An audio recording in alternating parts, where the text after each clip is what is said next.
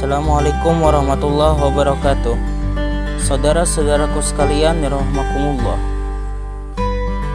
Pada kesempatan kali ini saya akan membawakan fikih siyasah yang berjudul jihad. Apakah jihad itu? Jihad adalah berjuang dengan sungguh-sungguh menurut syariat Islam. Jihad dilaksanakan untuk menjalankan misi utama manusia, yaitu menegakkan agama Allah atau menjaga agar tetap tegak dengan cara-cara sesuai garis perjuangan para Rasul dan Al-Quran. Lalu, bagaimanakah cara Rasul tersebut? Jihad yang dilaksanakan Rasul adalah berdakwah agar manusia meninggalkan kemusyrikan dan kembali kepada aturan Allah, mensucikan hati, memberikan pengajaran kepada umat dan mendidik manusia agar sesuai dengan tujuan penciptaan mereka, yaitu menjadi khalifah Allah di bumi. Kata jihad sering disalahpahami oleh orang yang tidak mengenal prinsip-prinsip agama Islam, di mana diartikan sebagai perang.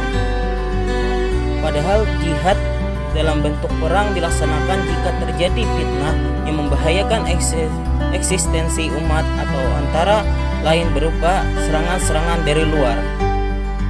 Pada dasar kata jihad adalah berjuang atau berusaha dengan keras, namun bukan berarti perang dalam makna fisik.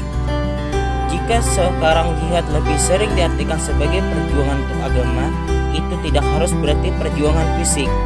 Jika mengartikan jihad hanya sebagai peperangan fisik untuk membela agama, akan sangat berbahaya, sebab akan mudah dimanfaatkan dan rentan terhadap fitnah.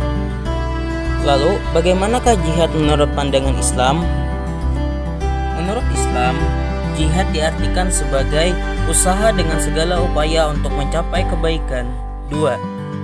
Usaha sungguh-sungguh membela agama Islam dengan mengorbankan harta benda, jiwa dan raga. 3. Perang suci melawan orang kafir untuk mempertahankan agama Islam. Apa sajakah tujuan utama dari jihad itu di dalam Islam? Tujuan utama dari jihad di dalam Islam adalah menghilangkan kekafiran dan kesyirikan, mengeluarkan manusia dari gelapnya kebodohan, membawa mereka kepada cahaya iman dan ilmu, menumpas orang-orang yang memusuhi Islam, menghilangkan fitnah, meninggikan kalimat Allah Subhanahu wa taala, menyebarkan agamanya, serta menyingkirkan setiap orang yang menghalangi tersebarnya dakwah Islam.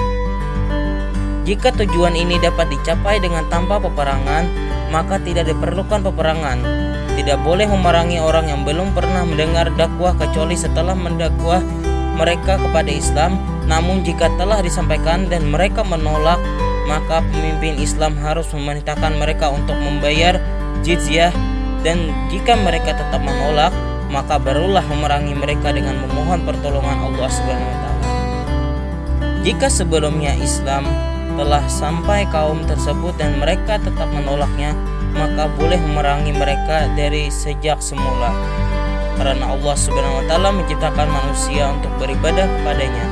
Tidak diizinkan memerangi mereka kecuali bagi mereka yang bersikeras mempertahankan kekafirannya atau berbuat zalim dan memusuhi Islam, serta menghalangi manusia untuk memeluk agama ini, atau bagi mereka yang menyakiti kaum muslimin.